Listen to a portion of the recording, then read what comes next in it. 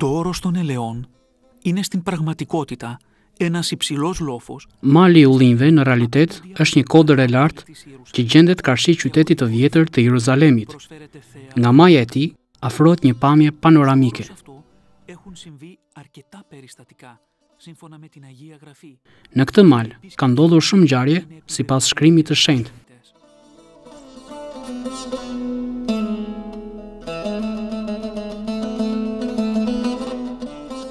Vizita në këtë mal është e domosdoshme për pelegrinët. Duke e parë qytetin nga lart, nuk mundesh veç të kujtosh fjalët e Zotit plot ankim dhe vajtim. Ιερουσαλήμ, Ιερουσαλήμ. Jeruzalem, Jeruzalem, që vret profetët dhe godet me gur ata që janë dërguar tek ti. Στην κορυφή του όρους υπάρχει ένα μικρό οκτάγωνο οικοδόμημα. Në majën e malit është një ndërtesë e vogël 8-këndshme, që u ndërtua në mes të shekullit të 19. Shën Eleni kishte ndërtuar një kishë në atë vend që u shkatërrua nga agresionet dhe pushtimet në shekujt që pasuan. Deri më sot ka gjurmë nga kishat e vjetra bizantine. Ndërtesa mbulon vendin në të cilin sipas traditës gjendej Zoti ynë gjatë ngjitjes së tij hyjnore në qejt. Ανελήφθης εν δόξη Χριστέ ο Θεός ημών. Unë gjite në qiell me lavdi, o Krisht Perëndia ynë, duke i gëzuar nxënësit me premtimin e Shpirtit të Shenjtë, duke i siguruar me anën e bekimit se ti je biri Perëndis, çlirimtari i botës. Δια της ευλογίας ότι σύ ο Υιός του Θεού, ο λύτρωτης του κόσμου.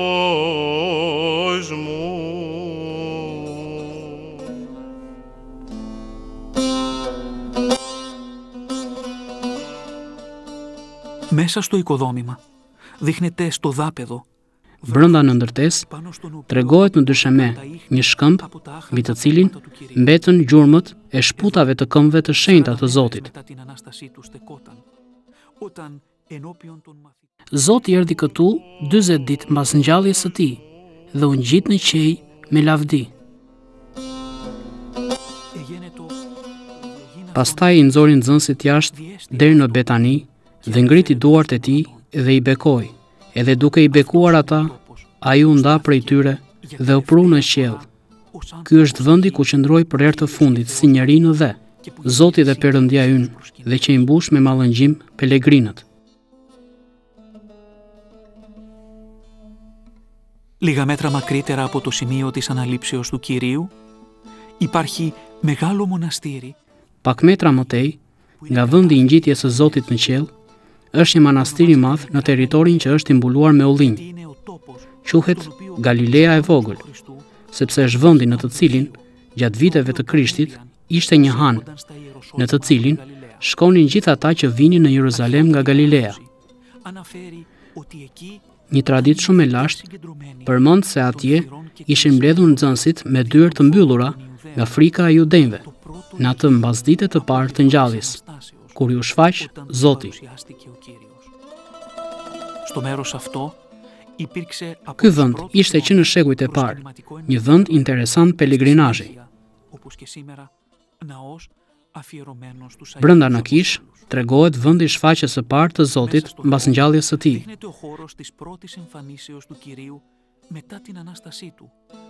Që sipas traditës është edhe vendi nga i cili shikonin ngjitjen e Zotit në qiell. Këtu ju shfaqën dy burra të veshur me të bardha, duke thënë: Άνδρες Γαλιλαίοι, τι εστίκατε εμβλέποντες εις τον ουρανόν? O burra Galileas, përse rrini dhe vështroni në qiell? Dhe i siguruan se me të njëjtën mënyrë që iku Zoti për në qiell, do të vijë përsëri gjatë shfaqjes së tij të dytë të lavdishme. Nga kjo përshëndetje angjëllore, ky vend i shenjtë quhet dhe manastiri burrave Galileas. Në ajodhimën e kishës, vendi më i shenjtë i saj është kryqi i madh i vjetër nga Golgotha i tmerrshëm, që u shkatrua në zjarrin e vitit 1808. është për t'u admiruar fakti se megjithse kryqi është shprishur nga zjarri, pjesa në të cilën ishte piktëruar trupi i Krishtit mbeti e pandryshuar.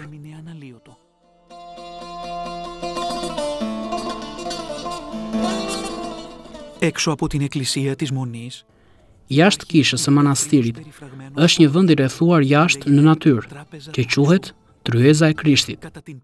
Sipas traditës, është vendi ku u shfaq Krishti mbas ngjalljes së tij, që t'u vërtetoi apostujve të frikësuar që pa ndenin se shihnin ndonjë shpirt, se është vetë mësuesi që e dinin.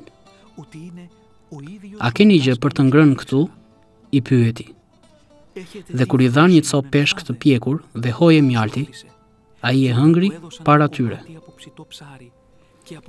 Pas tryezës së Krishtit, janë 2 copë kolonash shumë të vjetra të kishës së lashtë të apostujve,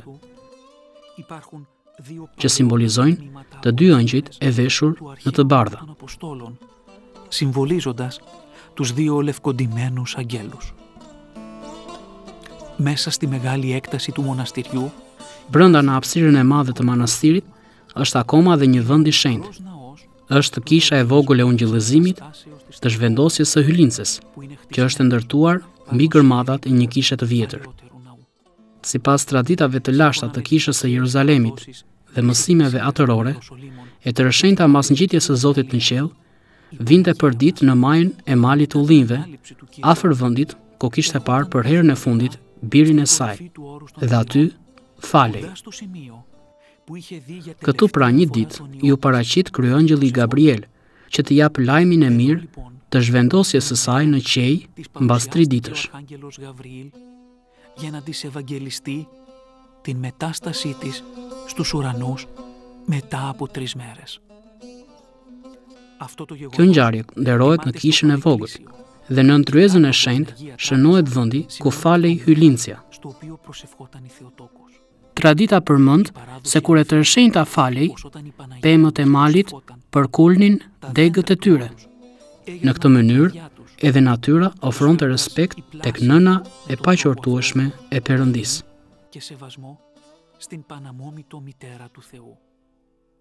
Ky vend i shenjtë feston çdo vit 2 ditë para festës së fjetjes së hylinces.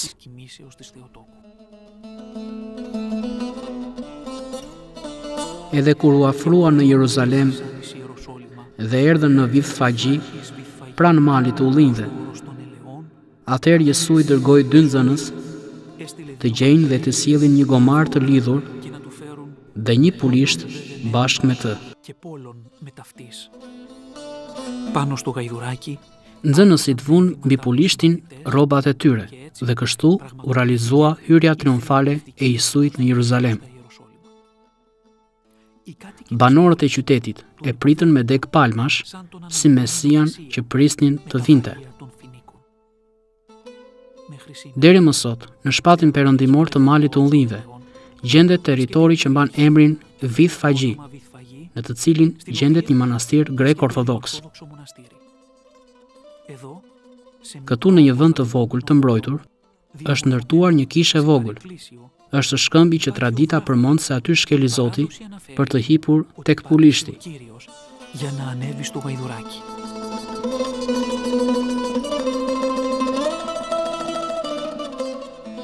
Në këtë vend, edhe një herë, kthehesh shumë shekuj prapa. Jeton të tashmen, por të gjitha janë si atëherë, siç përmenden në shkrimin e shenjtë.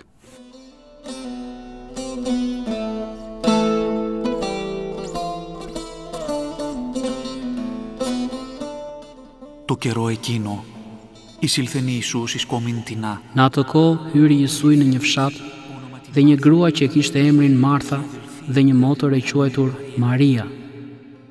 Ο Ευαγγελιστής, Ungjillori përmend një nga vizitat e Zotit në Betani, η οποία μέχρι και e cila gjerë më sot gjendet në anën lindore të malit të Ullinjve, pothuaj 3 kilometra larg Jeruzalemit. χιλιόμετρα μακριά από τα Ιεροσόλυμα. Ηγάπα δε ο Ιησούς την Μάρθαν, Jesui e donte Martën dhe motrën e saj dhe Lazarin, prandaj edhe kishte zakon t'i vizitonte. Sot, në atë territor që vendasit e quajnë fshati i Llazarit, është një manastir i bukur grash. Sipas ungjillorit Ioan, kur Llazari u sëmur rënd, motrat e tij lajmëruan Zotin, i cili arriti aty 4 ditë mbas varrimit të mikut të tij. Marta e priti Jesuin që t'i tregoj lajmin e hidhur. Dhe në vendin ku e takoi, u ndërtua manastiri i Betanis. Brenda në kish tregohet shkëmbi në të cilin, sipas traditës, qëndronte Zoti kur e takoi Martha. Këtu në vendin e kishës, u dëgjua nga Zoti ynë një e vërtetë e madhe dhe ngushëlluese. Εγώ είμαι η Ανάστασης και η ζωή. Unë jam gjallja dhe jeta. Ai që më beson, edhe në vdekt, do të rojë. Edhe pak më vonë, në të njëjtin vend, erdhi dhe motra tjetër, Maria, dhe gjatë bisedës së tyre, Zoti lotoi, duke shkaktuar admirimin e banorëve që ishin mbledhur atje. Në çdo moment, ku ndodhen këtu pelegrinët, ndjejnë sikur janë virgjiljet e javës së madhe.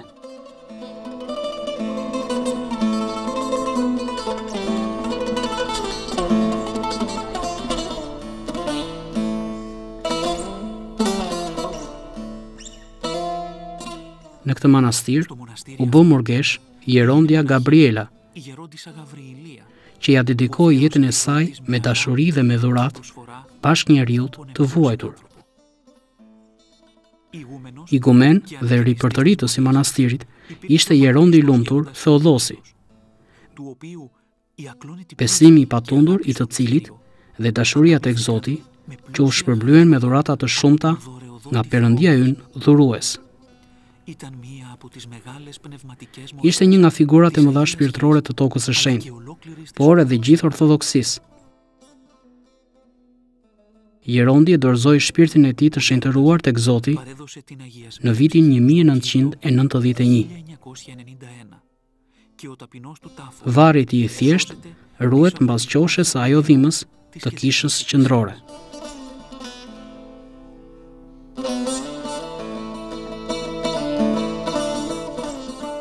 Νιώθοντας ο προσκυνητής ότι βιώνει το Σάββατο του Λαζάρου. Duke ndjer pelegrini se po përjeton të shtunën e Shën Llazarit, atëherë që ta plotësoj vizitën e tij mallëngjyese në manastir, do të pyes vetveten: ku e keni vënë atë? Përgjigja e pritur, eja dhe shi, do ta vërë në lëvizje të shkojë disa qindra metra më tej. Atje ku ruhet deri më sot, në ditët tona, varri i shenjtorit dhe miku të drejtë të Krishtit, Shën Llazarit.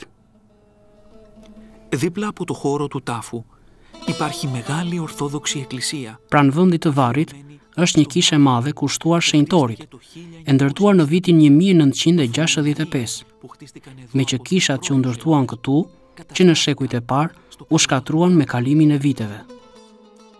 Varri gjendet në një shpellë të nëndheshme të skalitur në shkëmb.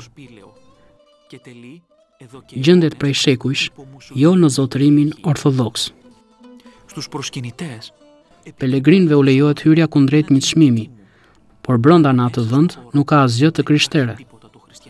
Duke zbritur në 27 shkallaret e mëdha dhe të pjerta, të vetme gjë që bën pelegrini është të merret me leximin hagiografik dhe të lutojë duke u lutur në vendin ku u bë mrekullia e madhe. στο μέρος όπου έγινε το μεγάλο θαύμα. Ιησούς έρχεται εις το μνημείον. Isu i vjen në varr. Ishte një shpellë dhe thiri me zë të madh. Llazar, dili jashtë. Και εξήλθεν ο τεθνικός. Edhe i vdekuri doli. Αυτός είναι ο χώρος από τον οποίο αναστήθηκε ο ήδη Ky është vendi nga i cili u ngjall tashmë i vdekuri 4 ditësh, στο κάλεσμα Llazari, του ζωοδότη, duke ju bindur thirrjes së krijuesit ton jetëdhënës. ο Άγιος Λάζαρος Shën Llazari jetoi akoma edhe shumë vjet. U bë episkopi i parë i Qipros, që deri më sot në Larnaka ruhet edhe varri i tij i dytë. δεύτερος τάφος του.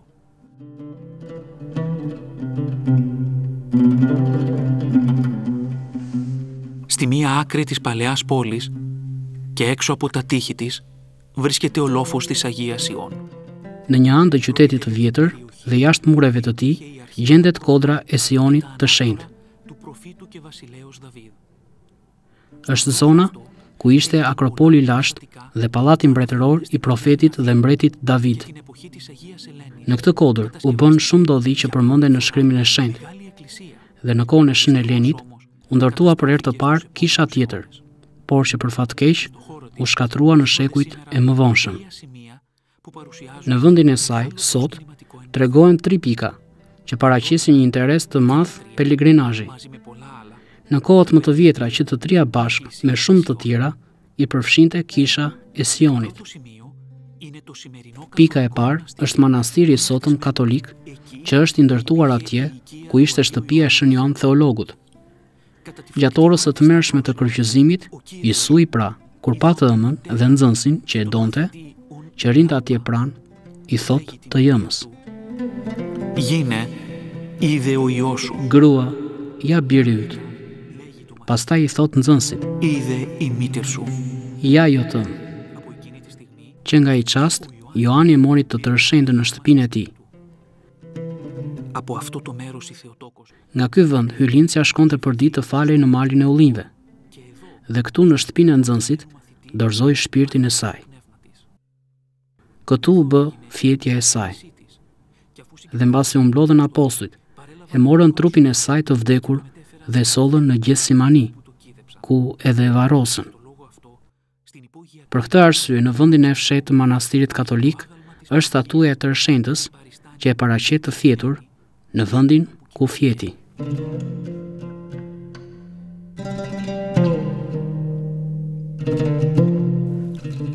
Το δεύτερο μέρος που παρουσιάζει μέγιστο ενδιαφέρον για τον προσκυνητή. Vendi i dytë që paraqet një interes shumë të madh për pelegrinin është një dhomë shumë e ngritur me tavan të lartë. Janë të dukshme gjurmët e kohëve të ndryshme, në muret, në kolonat, në harqet, por edhe në dritaret e saj. Ky është kati i madh i sipërm, vendi ku u bë darka mistike, ajo darkë e fundit tronditse e Zotit, para pësimit të tij. Është vendi ku dha këshillat e fundit tek nxënësit, që u mësoi dashurinë dhe përullësinë, duke u larë këmbët, e që na dorëzoi të gjithëve trupin dhe gjakun e tij. Si mundet dikush që të mendoj ato që u bën këtu, në të njëjtin vend, u bë shfaqja e Zotit mbas ngjalljes së tij, ditën e 8, kur Thomai që kishte dyshuar e pa dhe preku Krishtin dhe thiri: Zoti im dhe Perëndia im, që t'i lumëroj në vazhdim Krishti ynë ata që nuk pan dhe besuan. Όμως, κάτι ακόμα πιο εκπληκτικό συνέβη στο χώρο. Por në këtë vend ndodhi diçka më e mahnitshme, që gjithë dogmat e krishtere pranojnë se është vendi i darkës mistike. Këtu ishin mbledhur gjithë nxënësit në ditën e Pentekostis, domethënë 50 ditë mbas ngjalljes së Zotit, kur papritur erdhi një ushtim si një erë e fortë dhe u dukën atëherë gjuhëra si për zjarri, dhe një gjuhë e tillë zjarri qëndroi mbi çdo nxënës. Edhe u mbushën të gjithë me shpirt të shenjtë. Ishte çasti kur peshkatarët e përullur dhe të friksuar ndryshoheshin në apostoj dhe predikues të patrëmbur dhe guximtar të ungjillit të Krishtit. Ishte dita e zbritjes së shpirtit të shenjtë nga qielli, ditëlindja e kishës son. Tradita thot se në të njëjtin vend u bë zgjedhja e Matheut që zëvendësoi Judën e pabes, por edhe sinodi i parë apostolik. Sot u përket hebrejve, që ndërkaq e lejojnë lirisht hyrjen e vizitorëve. Κάτω από το ευρύχωρο αυτό δωμάτιο βρίσκεται το τρίτο μέρος που ενδιαφέρει τους προσκυνητές. Në atë dhomë të gjerë, gjendet vendi i tretë që u intereson pelegrinëve, ku vinë për të falur për ditë qindra hebrejnë, por edhe të krishterë. Një herë në vit, në mëngjesin e të hënës së shpirtit të shenjtë, na lejohet ne ortodoksëve të bëjmë litani. ta bëjmë me Temjan varrin e Davidit, që është shenjtor i kishës son, e të lexojmë uratën e gjunjëzimit në dhomën e sipërme të darkës mistike.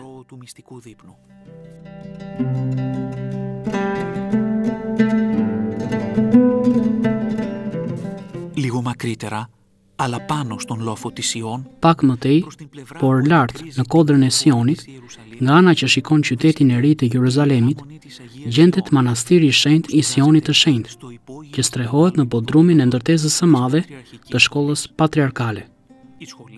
Shkolla funksionon si një gjimnaz dhe lice i rregullt që ndjek programin e institucioneve arsimore dhe studiojnë djemt që qëndrojnë në shkollë si konviktor.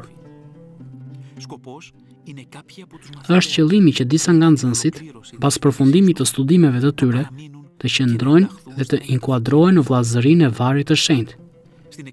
Në kishën e manastirit, që është edhe kisha e shkollës, kryhen shërbesat e përditshme. Në ajo dhimbë ruhet në një ark qelçi trupi i atit të lumtur, Filomenit, që shërbente në vendin e shenjtë të Pusit të Jakovit, që gjeti vdekjen martirike në 29 nëntor 1979, në orën kur kryente mbrëmësoren. U therë dhe u coptua me urrëti nga hebrejt fanatik, që hynë fshehtas në vendin e shenjtë dhe e vranë me sëpat. Kur u bësh varrosje e tij, trupi i tij u gjeti paprishur dhe kundërmonte aromë.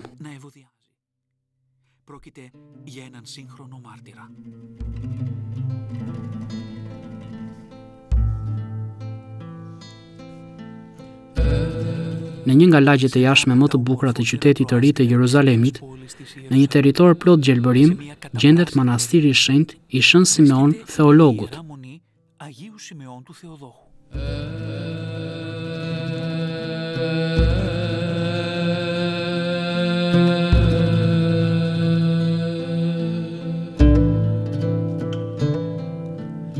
Sipas traditës, i shenjti ishte një nga përkthyesit e dhjatës së vjetër nga origjinali hebraik në gjuhën greke. Por kur lexonte profecitë për lindjen e Mesias nga një grua virgjëresh, ai dyshoi.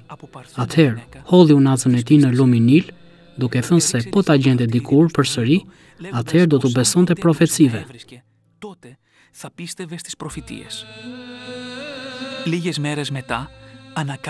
Disa ditë më vonë, e zbuloi unazën e tij brenda një peshku që hante. Menjëherë, u mallëngjye dhe ju lut Perëndis, ta vlerësoj që para se të vdes, të shikoj shpëtimtarin dhe çliruesin e botës. Dhe me të vërtetë, Perëndia i dhuroi atë që dëshironte, domethënë, të mos shikoj vdekje para se të shoh Zotin Krisht. Simeoni besimtar dhe i drejtë jetonte pra në qytetin e Jeruzalemit. 40 ditë mbas lindjes së Zotit, e të rëshënjta dhe Shën Josifi e sollën foshin hyjnore në tempull për të bërë ato që urdhëronte ligji i Mojsiut. Plaku Simeon e mori atë në duart e tij dhe bekoi Perëndin dhe tha: Νίνα πολύ στον δούλον σου δέσποτα, κατά το ρήμα σου εν ειρήνη. Tani o Zot, lësho shërbëtorin tënd sipas fjalës sate me paqe. Mbasi e kishte parë tashmë me sytë e tij shpëtimin e gjithë botës. Pak më vonë, dorëzoi shpirtin e tij dhe varrosën në rrethinat e Jeruzalemit, ku kishte pronat në të cilat banonte. Në ato prona ishte një kishë që në shekujt e parë kristian. Dhe deri më sot, varri i shenjtorit gjendet brenda kishës qendrore të manastirit, i skalitur në shkëmb.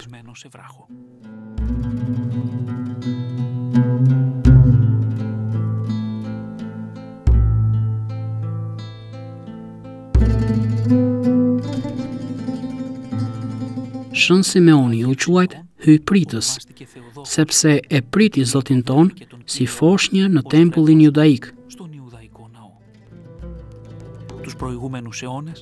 Në shekujt e mëparshëm, në manastir, kishte zakon të pushonte në muajt e verës patriarku. Ndërsa gjë në themelimin e shtetit të Izraelit, përreth manastirit ishte një lagje greke e madhe dhe e lulëzuar.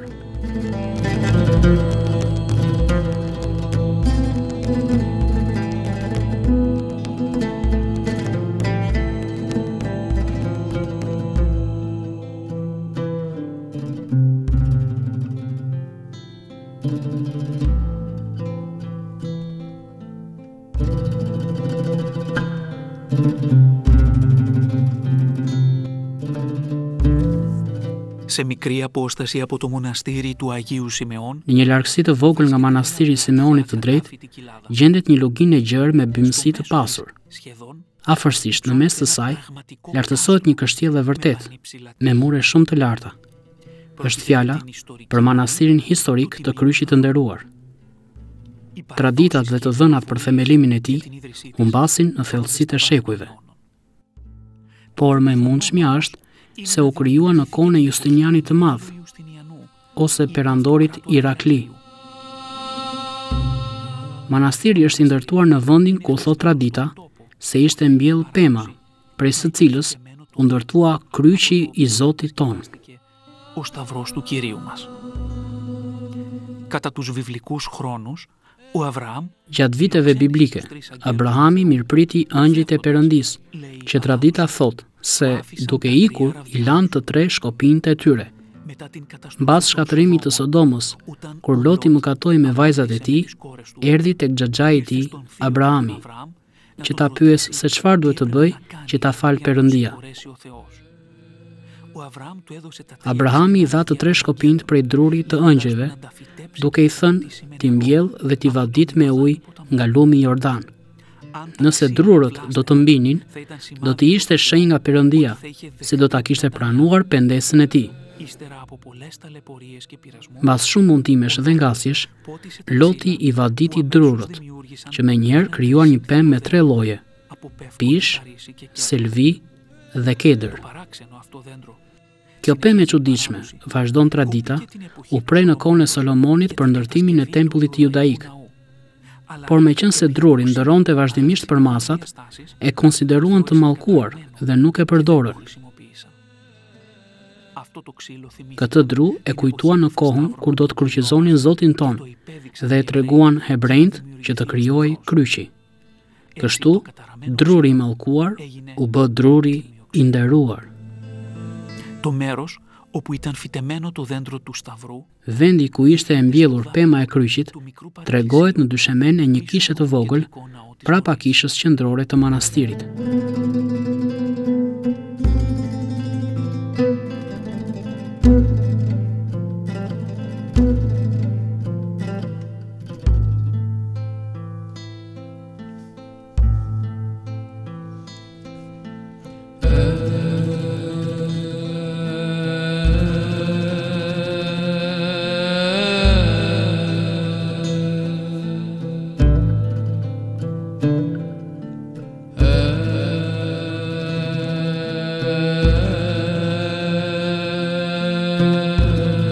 ο κυρίως ναός είναι ένα πραγματικό αρχιτεκτονικό αριστούργημα. Kisha kryesore është një mrekulli e vërtet arkitektorale.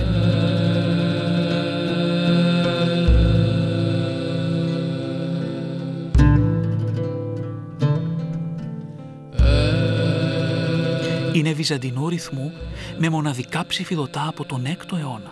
Është e stilit bizantin me mozaik të jashtëzakonshëm nga shekulli i 6. Ata janë më të mirëmbajturit në gjithë tokën e shenjtë. Το ίδιο και οι παλαιές. Po ashtu, edhe pikturat e vjetra murale me paraqitjet e shenjtorëve që ruhen që nga shekulli i 11. Shumë nga pikturat murale kanë mbishkrime edhe në gjuhën gjeorgjiane. Për shumë shekuj, manastiri i Kryqit ishte qendra e vllazërisë ortodokse ilirike, që ishte krijuar në tokën e shenjtë dhe kishte mbështetjen ekonomike të mbretërve të Gjeorgjisë. Por agresionet e vazhdueshme në tokën e shenjtë shkaktuan probleme të mëdha në atë manastir, që arriti në një shkallë prishjeje ekonomike. Atëherë patriarkana e Jeruzalemit mori përsipër veprën e vështirë të mëkëmbjes dhe shpëtimit të tij.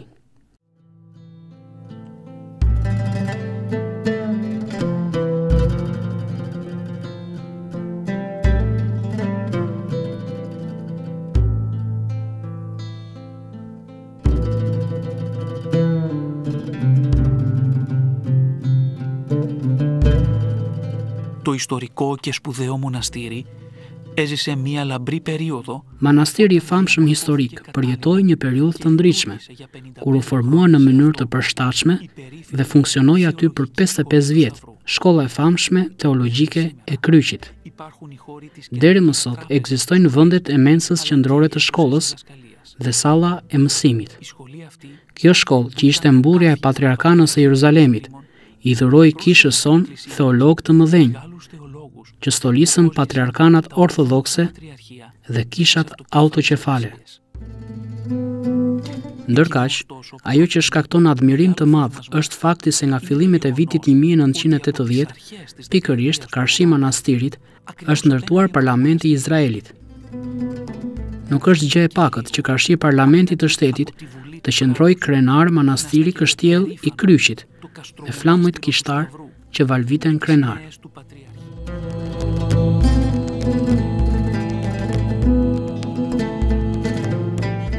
Δυτικά της Ιερουσαλήμ, σε μια καταπράσινη περιοχή. Në perëndim të Jeruzalemit, në një territor të gjelbër, gjendet krahina malore, vendi i prejardhjes së pararendësit të nderuar. Është fjala për një nga krahinat më të bukura të Judes. Këtu ndërtua një manastir i vogël i kushtuar pararendësit, që të kujtojnë gjithmonë pelegrinët, profetin e madh të fundit. Μεγάλο προφήτη.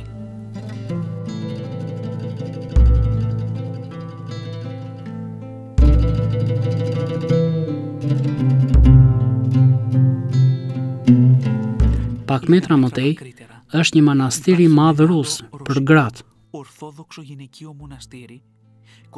Pranë vendit që sipas traditës ishte shtëpia e Elizabetës, në të cilin Mariami u ngrit dhe shkoi, është vendi ku bë takimi i dy grave që ishin në farefis, kur që të dyja ishin shtatzan me fëmijët e tyre të bekuar.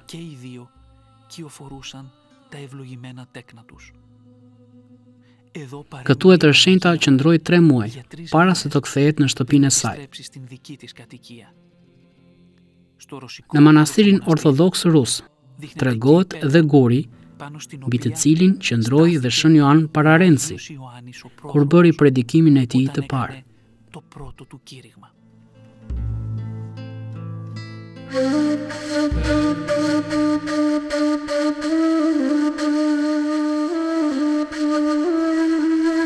Και εσύ Βιθλεέμ, γη Ιούδα.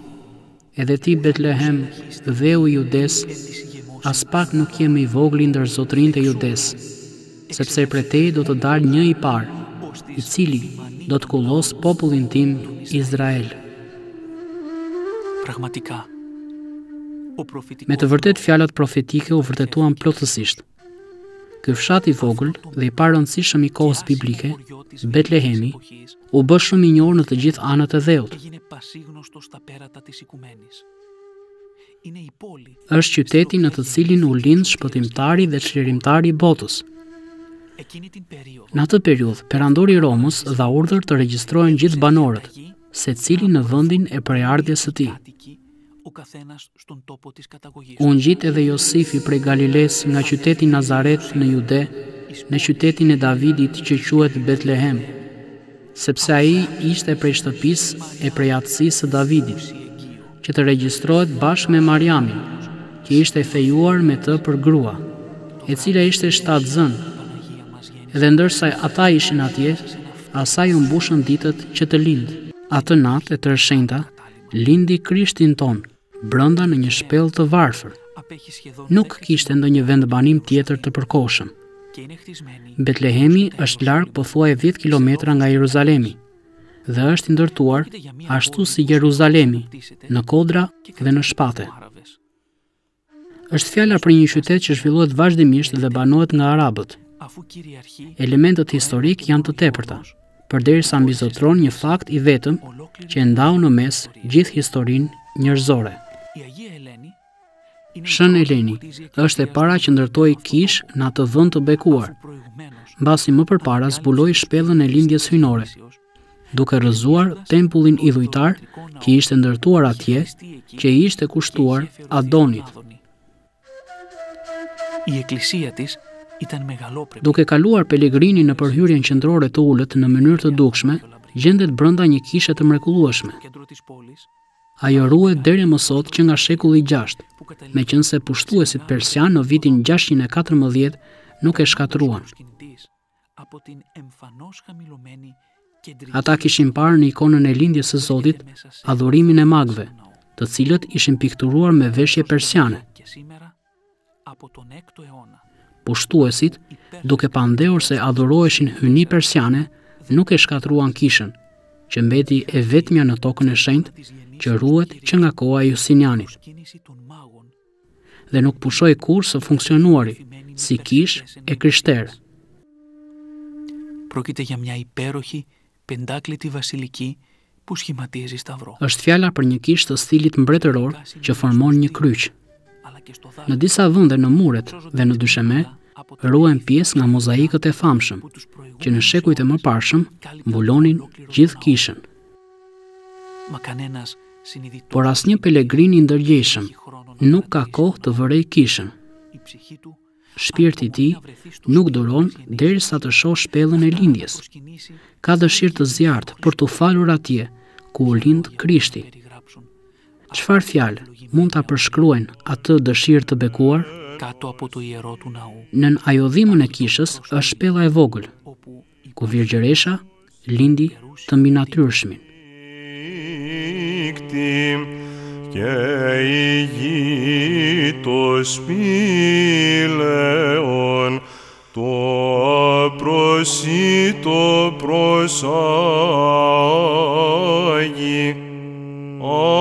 άγγελοι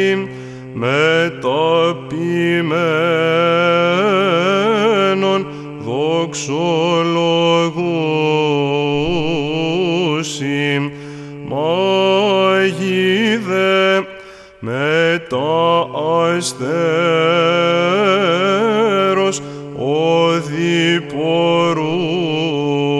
οδηπορούσι δήμας γαρε γεννήθη παιδίων νέων ο προαιώνων Θεός.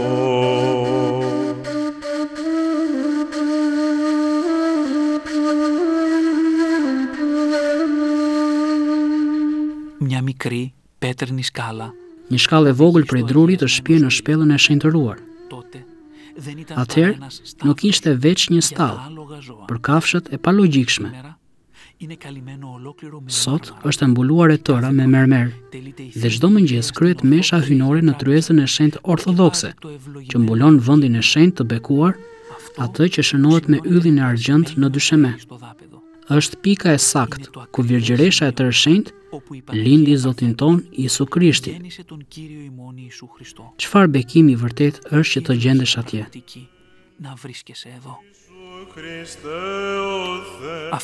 Ky është vendi ku lindi në botë drita e diturisë. Το φως της γνώσεως εν αυτή γαρήτη. Ky është vendi ku erdhi ylli dhe qëndroi sipër ku ishte djali. Këtu u lind Krishti ynë. Σκήνην των ηλίων της δικαιοσύνης και σε γινώσκην εξ ύψους ανατολήν, Κύριε δόξα σοι.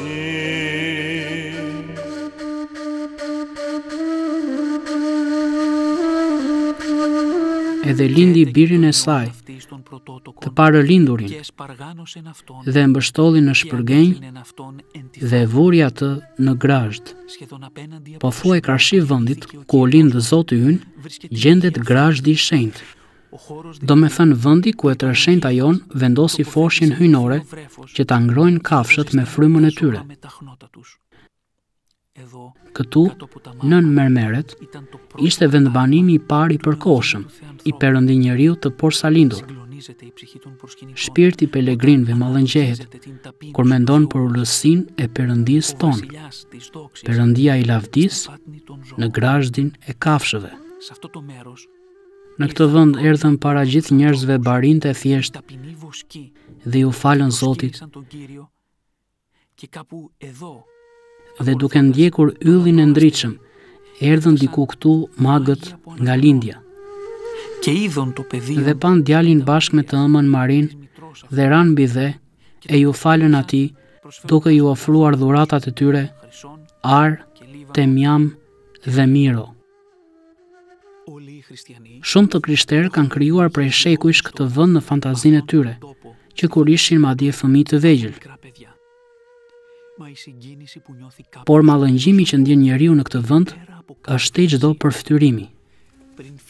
Pelegrini, para se të ikë nga kisha, puth ikonën e tërshenjtës së Betlehemit dhe merr si kujtim të fundit atë bosjeshje të zbehtë, që duket në buzët e nënës së Zotit dhe Perëndis ton, bosqeshja për foshin e porsalindur që mban në gjë.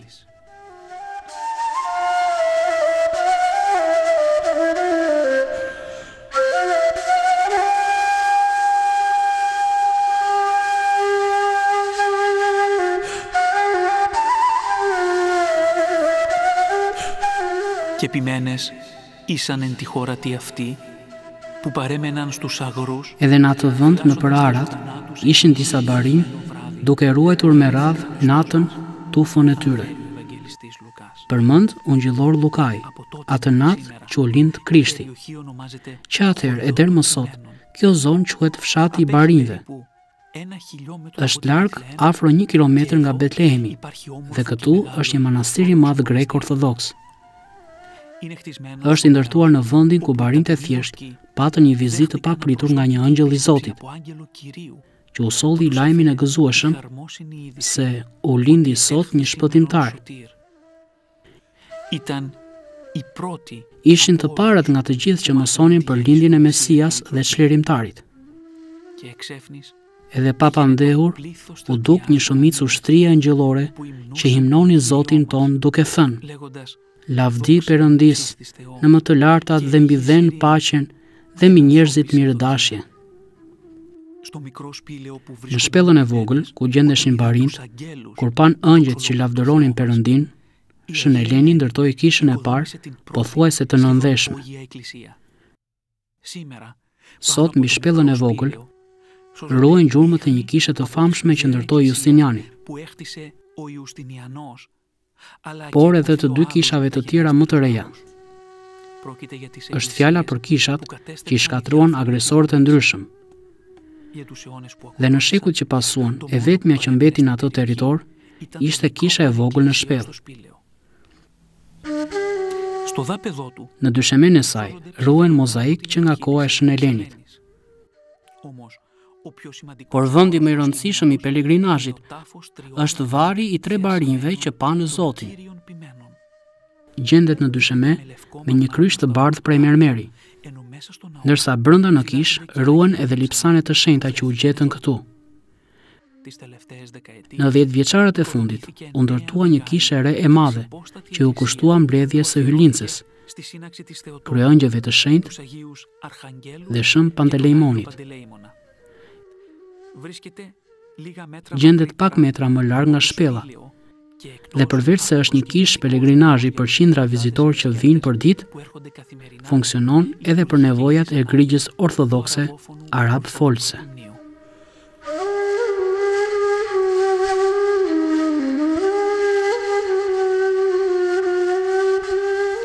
Όχι πολύ μακριά από το χωριό των Ποιμένων και τη Βιθλεέμ, Jo shumë larg fshatit të barinjve dhe Betlehemit, është një shpellë e vogël. Në atë, sipas traditës, fjetën magët, mbasi u falën Zotit dhe Perëndis ton që ishte lindur në Betlehem. Edhe si u tregua atyre nga Perëndia në ëndër të mos kthehen tek Hirodi, shkuan në vendin e tyre nga një tjetër udhë. Όταν ο Άγιος Θεοδόσιος, Kur Shën Theodosi, që ishte me prejardhje nga Kapadoqia, erdhi në shekullin e 5 në krahin, duke dëshiruar të gjejë një vend të përshtatshëm për të ndërtuar një manastir, zbuloi me një mënyrë të mrekullueshme këtë shpellë. Krijoi pra manastirin e tij të madh të përbashkët, në të cilin jetuan qindra murgjë me lutje dhe stërvitje, duke mësuar besimin e pastër, por edhe ndihmën tek bashkënjeriu. Shenjtori në manastir krijoi punishte, azile për të varfrit, azile pleqsh dhe spitale, ndërsa përsosi sistemin murgjëror, duke organizuar në mënyrë shembullore mënyrën e jetesës së përbashkët dhe u cilësua si igumen i manastirit të përbashkët. Në shpellën e magëve, këtu, ku e ndryshuan udhëtimin e tyre me ndërhyrjen e Perëndis, që të mos mësoj i rodhi vendin ku ishte lindur mbreti i ri, etërit varosën Shën Theodosin mbas fjetjes së tij oshënare. Në këtë shpellë janë deri më sot mjaft të varre të shenjtorëve të tjerë të kishës sonë.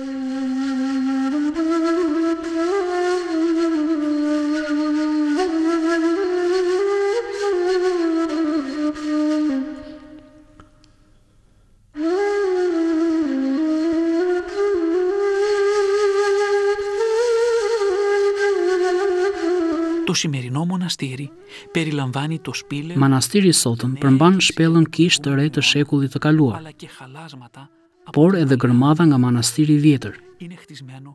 Është i ndërtuar mbi të njëjtën pllak ku kishte ndërtuar i shenjti manastirin e tij të përbashkët. Nga ky vend fillon shkretëtira shterp e Judes. Për fat të keq, në ditët tona, banorët vendas të zonës së varfër rreth manastirit bëhen fanatik dhe shkaktojnë dëme në manastir. Në dy pjesët e para të këtij filmi, njohëm shkurtimisht qytetin e shenjtë të Jeruzalemit dhe vendet e tij të shenjta, por edhe Betlehemin e bekuar. Në dy pjesët e tjera të filmit, do të njohim lavrën e famshme të Shën Savës dhe shumë territore të tjera të tokës së shenjtë, si Nazaretin, qytetin e Isujt, vendin ku u bë mrekullia e parë e Zotit ton në Kana të Galiles, mali hyjnor i shpërftyrimit, atje ku ndriçoi lavdia e tij hyjnore. Do të donim t'ju falenderojmë për vëmendjen, me të cilën ndoqët pjesën e dytë dhe do t'ju ftojmë të shihni edhe të tretën. Nëse ka disa defekte ose mungesa, kërkojmë mirëkuptimin tuaj. Gjithë të dhënat që u përmendën erdhën nga fragmentet përkatëse të shkrimit të shenjtë dhe elementet historik dhe të tjera bashkë me ato që i ruan tradita, i morëm nga burimet zyrtare të historisë së Jeruzalemit. Gjithë përpjekja jonë u referohet juve pelegrinëve të tokës së shenjtë dhe ju falenderojmë dhe nëse nga vepra jonë mbeti diçka në shpirtin tuaj, kërkojmë lutjen tuaj për të gjithë ne. Qoftë i denjë pelegrinazhi ynë, qoftë dhe pamor dhe dëgjimor.